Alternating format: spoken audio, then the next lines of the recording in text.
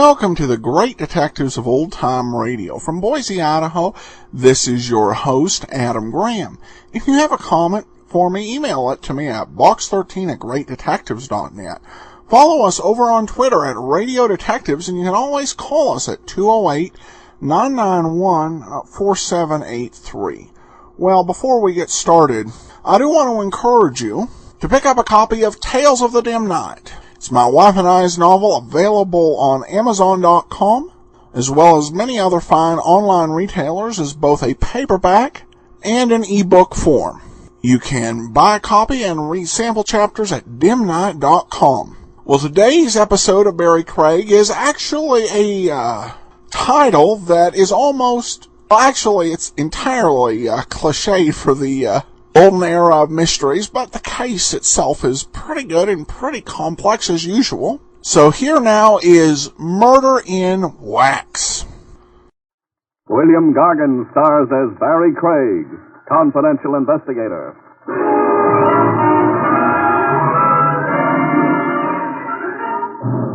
One kind of free lodging that leaves everyone cold, folks, is when it's yours, by courtesy of the city morgue.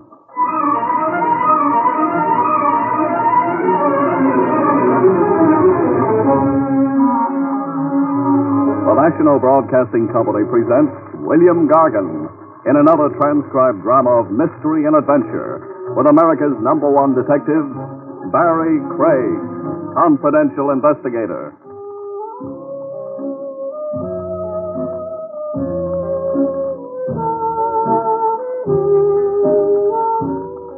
Barrie Craig speaking. There's one little thing a confidential investigator has in common with a crooner or a tap dancer. Ballyhoo. You can't get enough of it. The right kind of publicity break with pictures and acts, and your fees skyrocket. Even better than money, you promote your pick of jobs, scoop off the cream. I wangled me a break like that. A lady reporter, Mona Gale, assigned to follow me around by the True Light Picture magazine. An elegant redhead, lugging a camera and a notebook. She'd been ordered to profile me, get the story of my life from cradle to now. But the assignment had her missed, I could see. I wasn't important enough people for her. Is there some point to this dreary hike you've got me on, Mr. Craig? Yeah, there is. Tenement Row, near the dock. America's melting pot. Out of it comes governors, songwriters, bookies. Look around you. I have looked around me. Then start taking notes. Garfield Place. I was a kid on this block. That rat trap there. I played stickball off the stoop. Go ahead, sister, make with the pencil. Must I? Posterity will want to know. Are you naturally egotistic, Mr. Craig? Are you naturally a snob? I'm tired. So have a seat. Here, on the stoop. What's better than sitting? Grand view, huh? Great. Dirty-faced children, pushcarts, squalor. Isn't there some other way of profiling you, Mr. Craig? Like? Oh, one of those celebrated cases you perform in so heroically. Couldn't I just watch you at work? Sure. If I had a case, which right now I haven't. Come on, beautiful. Get the feel of this block. Imagine back to me as a kid. That kid over there, reading the comics. Now, he could be me once upon a time. How about that weird-looking boy carrying the parrot? Boy carrying a what? Parrot. Well, yes. What do you know? The kid is carrying a parrot. And coming this way, too. He wants to pose for a before and after picture with you. Hey, want to buy a parrot, mister, for cheap, mister? I don't think so, Sonny. He yours? No, I found him on the docks. Lost. He's sick. Sick? Yeah, look at the blood on his foot. Yeah, it is blood. Bring him closer. Hey, what's he examining him for, like a doctor? Funny. The parrot hasn't been hurt. Not a scratch on him, I can see. But the blood? I'll bet 10. It's human blood. Human blood, Mr. Craig? Yeah. Now, figure that. Oh, if only the parrot could talk. Hey, talk's good. Watch. Hey, go ahead, you talk. Don't shoot me! Don't shoot me! Is that the parrot talking, or is the boy a ventriloquist? Help! It's the parrot, all right. Yelling bloody murder. Sit tight, sister. You hold on to that parrot. Where are you going? The telephone check with Lieutenant Trav Rogers at police headquarters. I want to know what bloody corpse the parrot belongs to. Could be you will be watching me work after all.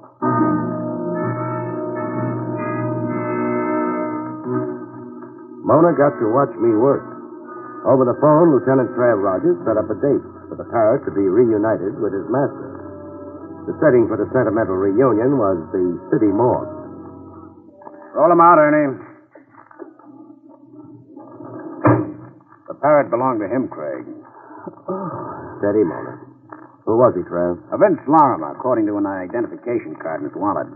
He was found on the docks beside an empty bird cage. Shot to death by an unknown assailant. And? We traced him to a banana boat. He booked passage from Honduras to New York. Period? Period. On ship, Lorimer kept to himself, stayed in his cabin. A mystery figure, isn't that how a reporter would headline him, Miss Gale? That parrot you two chanced across was Lorimer's only known companion. Can I see the cage the parrot came in, Rogers? If you must meddle. I'm being immortalized by True Life magazine, so please don't louse it up.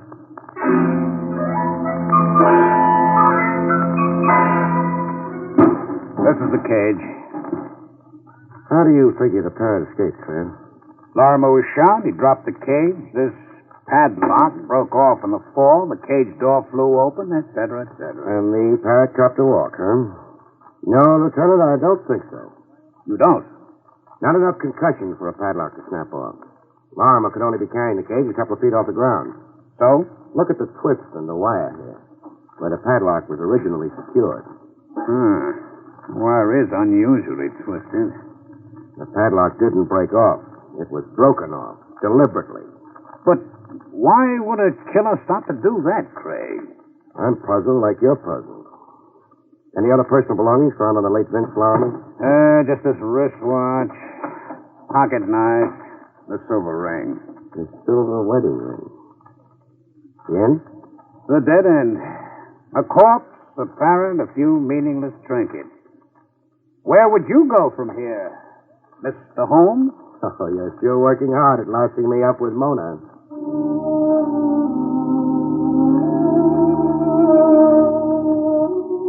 But it so happened a detour developed in the dead end. The next morning, while I was sorting my mail over coffee and sinkers in the crosstown diner, and while waiting for the red-headed Mona to show up for a day's grind, the mail was the usual garbage. Bills, all of them stamped final notice, circulars advising me where to get my pan spray, where to buy my geraniums, and one circular I really stopped to read. The Starbright Park Museum of Murder, exhibits in wax. The circular entitles bearer to a 50% admission discount. Good morning, Mr. Craig. The ripened friendship we've got, it's time you call me Barrie. With a good morning kiss. If that's how you like to start your day. Look, I was assigned to you to play Boswell, Barrie, not Madame Bovary. And what, pray, have you in store for me today? A trip to the Starbright Amusement Park. Amusement park? Read the circular. Bargain rate. So? Read where it says about the new wax exhibit. Oh, see, the brutal murder of Vince Lorimer. So real it will startle you. Hey, Vince Lorimer? Our corpse of yesterday. But how... How could a wax exhibit already be set up for the customers less than 24 hours after the murder happened? Yes, and circulars printed. Printed and in the mail. One of them in the mail to me. You think it was purposely? I'd be a dope not to think that. I'm not only being invited to get a look at Vince Lorimer being shot, but also at who is shooting him. All this in wax. It's incredible. I'm in an incredible business, beautiful.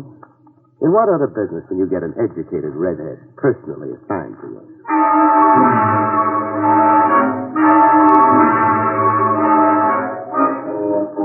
Starbright Park was a ramshackle amusement area, a stone's throw off a public highway. Well, here's your Museum of Murder.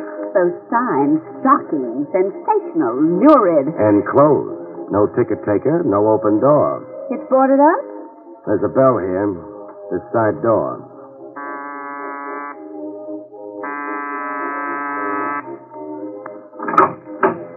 What do you want? A word with the owner, lady. I'm the owner. Oh. I'm Barrie Craig. This is Miss Gale. So what? I got a circular from you in this morning's mail. It's this one. You and 1,000 other people, mister. Everybody from A to C in the telephone directory. Oh, and you didn't mean the circular especially for me? Are you out of your mind? Often. The circular advertises an exhibit of the murder of a man named Vince Lorimer. You come to prove to me you can read? And also to see the exhibit. Another time when we're open. You're closed? For safety repairs. The building department found 14 violations. Oh. Come again. Wait. I want in. You say that like a cop. Invite us in.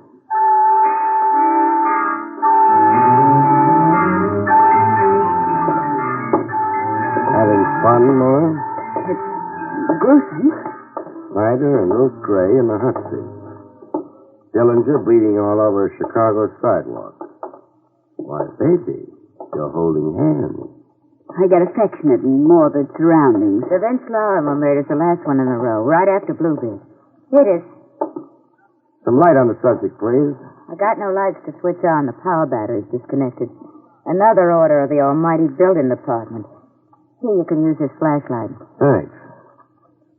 Hey, quite a likeness. Barrie, the victim does look like Vince Lorimer. Like Lorimer posed for it. Even the clothes, the pinstripe suit. And holding a cage with the parrot still in it. The minutes before the actual murder the scene's supposed to be. Miss, or is it madam? It's Dolly. Dolly Flanders. Dolly, the hooded killer holding the gun. Why the hood? I don't get your question. Is there a head, a face under the hood?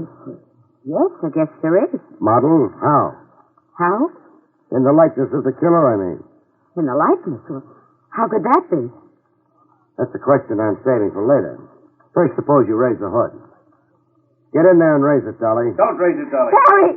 Voices jump you all the time in my business, Mona. You take it calmly. Raise as you are, Dolly. Craig, Yeah? drop that flashlight. Try beaming it at me and... Okay, stubborn. Barrie, he shot you! No. Bullseye on the flashlight. My wrist dead from the concussion. Get flat on the ground, face down, Craig. And your lady friend. Be smart, Craig. From where I am, you're a clay pigeon. Get down, Mona. Horizontal in a wax museum. Include that in the piece you're writing. I'll even include it on my headstone. You, Dolly. What? This box of matches. Pick it up. Now this newspaper. Now roll the newspaper into a torch and light it.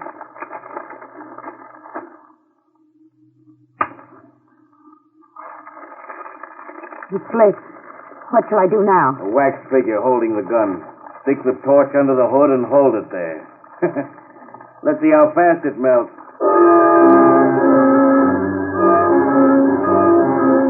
With the figure melted down, my gun-happy friend took one last precaution. I hate working over a guy when he's down. But you will. So you'll stay put while I leave?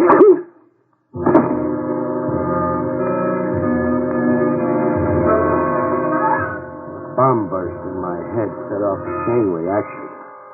The last thing I heard before being blown to bits was Mona screaming.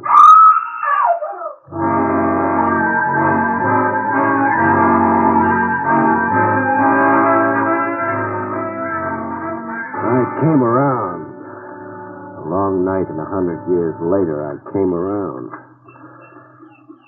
There was a face looking down on me. Pretty, with red hair. Red eyes. Red eyes from crying.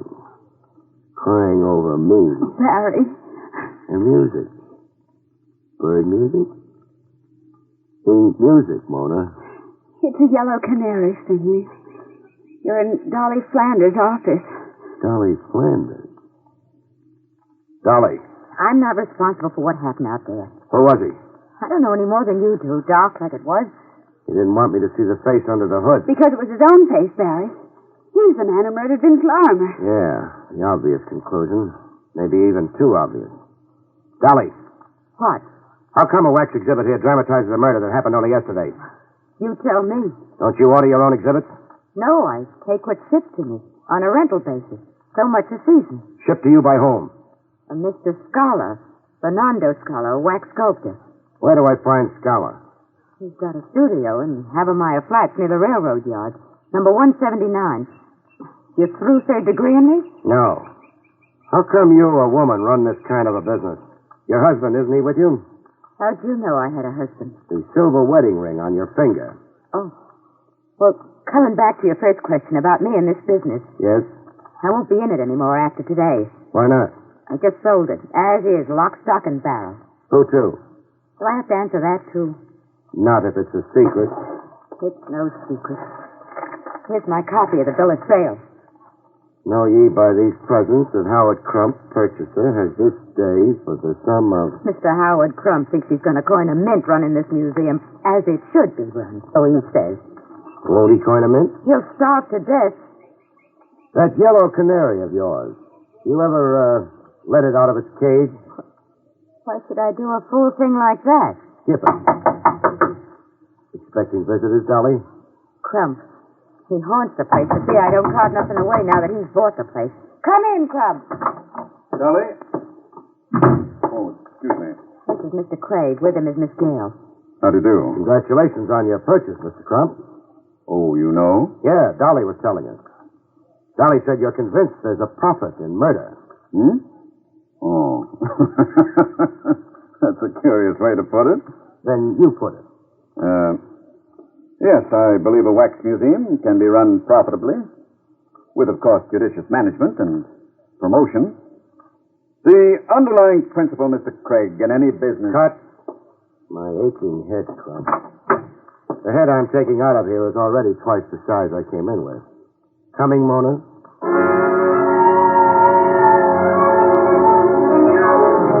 Outside the Wax Museum in a drugstore, while Mona calmed her fevered nerves with a double Coke, I got the cracks in my skull glued and an iodine pomade where it lumped. After that, I telephoned police headquarters. Hello, Lieutenant Trav Rogers? Never mind paging him, Buster. A message will do from Barrie Craig. Tell him to check Vince Lorimer's fingerprints with police files. Pronto. They're asking more questions than I've got answers.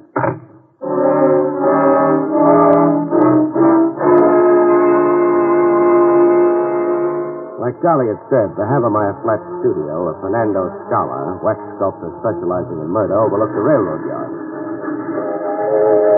A fight-sized guy, Scala, with the mouth of a mustache and the look of a fox. With those trains, how can you concentrate on your wax modeling, Scala? Even better with the trains, Mr. Craig. I am filled with a wild rhythm. Spare me the poetry. Then, for the lady? Spare her the poetry, too. All right. I say only what you want me to say. No wonder. Where do you keep your crystal ball? Crystal ball? You identified the man who murdered Vince Lorimer. I identified a murder? You are joking. You model the victim and you model the killer. Oh, but you are surely mistaken. Am I surely mistaken? I modeled the victim, yes, from the newspaper pictures. And from the imagination also. But the killer, him I did not model. You didn't, huh? Oh, just a head with no face. A head I cover up with a hood because I cannot know this face. Who telephoned you in advance of my coming, Scholar? Prime you on how to answer me. Telephone me? But I swear... Was it Dolly Flanders, maybe? Dolly Flanders, the owner of the museum? Dolly Flanders, the ex-owner of the museum. Oh, no, she did not telephone to me. Now, if this interview is over... I'm to scram and take Mona. My apologies for it, but I have so much work. You're a shrewd customer, Scholar. Thank you, Mr. Craig, for the great compliment. There are no, how you say, flies on you either. Oh, excuse me. He's told all he's going to, Mona, so let's go. Is there some way of compelling the truth? Yeah, way to abuse. But I don't think you could stand watching it. Mr. Craig. What? This telephone call. It is for you. Nice job of acting mystified, Scholar, over a pre-arranged deal. Give me the phone. Hello? Craig? You know it's Craig. Guess who this is? The guy I've got a date with, that's for sure. If you live.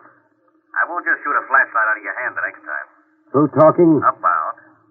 I'm on your tail, Craig, every minute. I followed you to Dolly's and I followed you to Scholars. You better stop chasing around asking people questions, Craig. You better stop. Or else.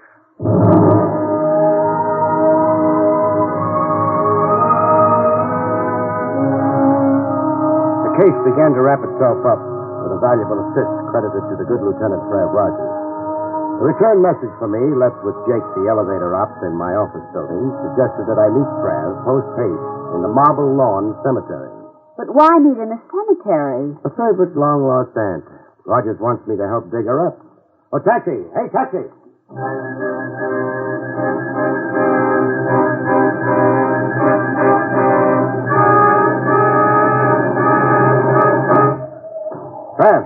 Trav, where are you? Craig, I'm over here, the first footpath. Greetings, Gould. What do you hear from the beyond? Read that tombstone in front of you. In memory of Sam Tracy, born 1910, died 1945. His loving wife, Dolly. Dolly. Barrie, Dolly. Don't get into the lieutenant's act, beautiful. It's his show. Let him have the fun. But, not here. Somewhere over a hot cup of coffee.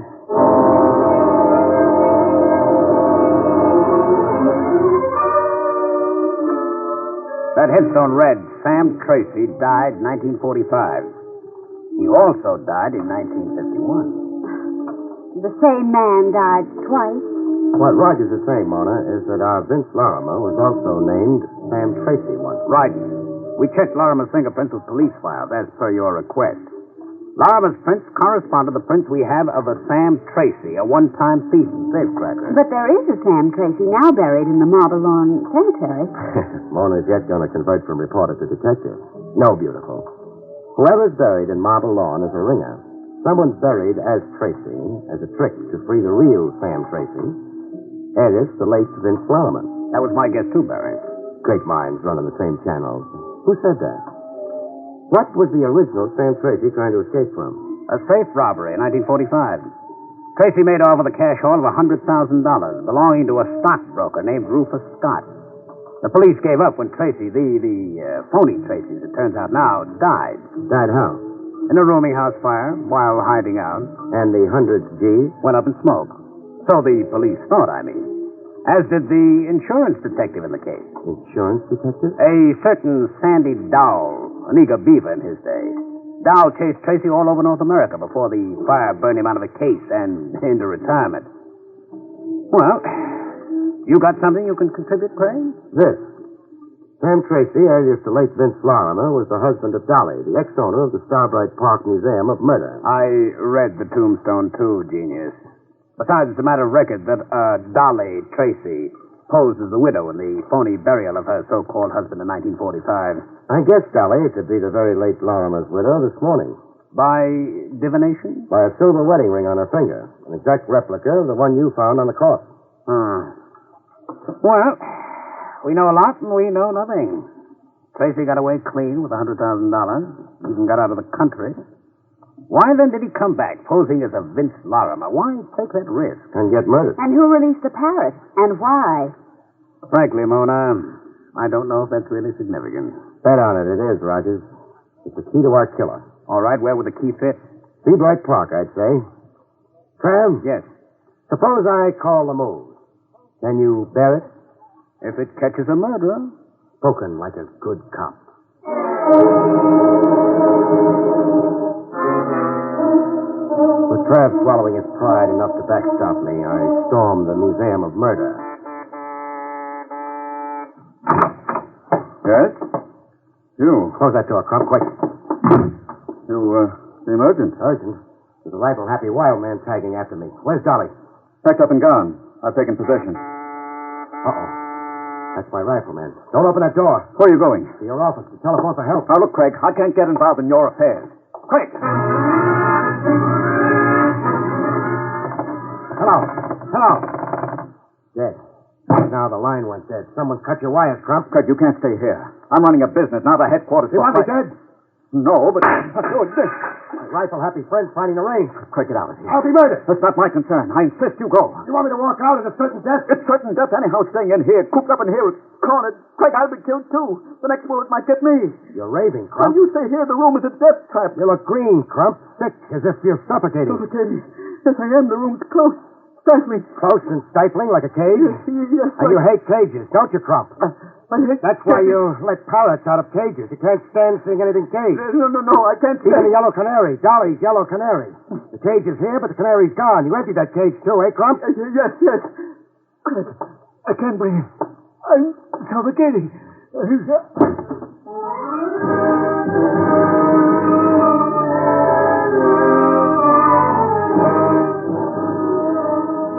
Trav and I swapped postmortems in Tony, while Mona took notes. Claustrophobia, the fear of confinement. Crump couldn't stand anything in cages, or being caged or cornered himself, like I made him feel in his office. It even showed in his clothes. Baggy suits, sizes too big. Shirt open at the neck, no necktie. His clothes gave you the hunch on him. That and the bill of sale Dolly showed me. How so? Crump paid $40,000 for the Museum of Murder. $40,000 for a worthless business. Blackmail? It had to be. Dolly knew it was Crump who'd murdered her husband on the dock. She devised a cute way to make Crump pay off. But why would Crump murder... Oh, wait. I think I know. Crump is really Rufus Scott, the stockbroker Sam Tracy robbed 6 years ago. Was hired to rob by arrangement. My bet is that Crump invited Tracy to come tap his safe. I'll buy that, sure. The Scott firm was on the verge of bankruptcy before that robbery. And then Tracy never got to keep the stolen $100,000. He was just a tool. The patsy, lucky to escape with his life. That's why he skipped the country. But, Craig... But? Who staged the rooming house fire and the burial of a bogus Sam Tracy? Somebody who wanted to permanently shut off police interest in Sam Tracy and in the 100G. The men say, you were supposed to be Rogers when you stalked me in the Museum of Murder and helped pull Crump apart at the scene. The beneficiary of the $100,000 was the thug who worked over you, eh? A thug who could only be one guy. Trav, your retired insurance stick. Sandy Dow. Sandy Dow. A guy I've got a date with before you have. Oh, now, Craig, don't be vindictive. Don't you be casual, Trav, about my head. Before you put the cuffs on Dowell, I'm handing him his cuffs, and that's for sure. And before you two stalwarts of the law really go at it in earnest, will you tell me if I've got it down correctly? Some other time, we're going to a huddle over your note. Just one footnote to murder. Dolly ordered that wax exhibit from Scholar and invited me to come see it. It was her way of forcing Crump to come across by her museum. The end? Almost. All it needs now is the clinch. The clinch, Barrie? Yeah, to keep your storyline straight. Page 1, boy meets girl. End page, boy gets girl. Oh. Trav. What? Vamoose, huh? But, All of a sudden, Mona's got that certain primitive look in her educated eye. Oh. Excuse me for being dense. Yeah, scram, Lieutenant. Please do not louse Craig up with the press. Good night, folks. See you next week.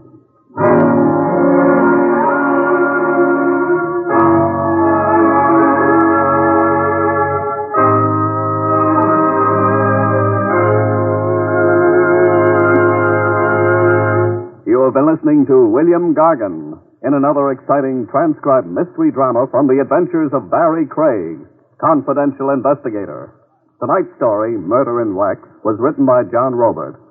Next week, it's the strange story of the naughty necklace, about which Barrie Craig has this to say.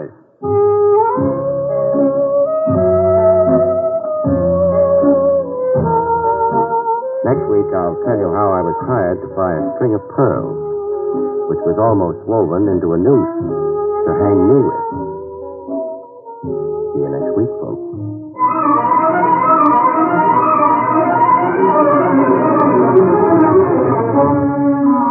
Featured in the role of Mona was Joan Alexander.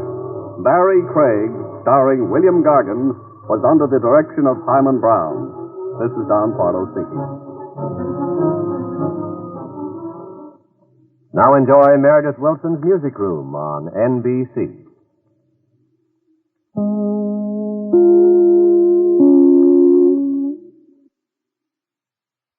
Welcome back. Well, this episode was interesting for a couple of reasons.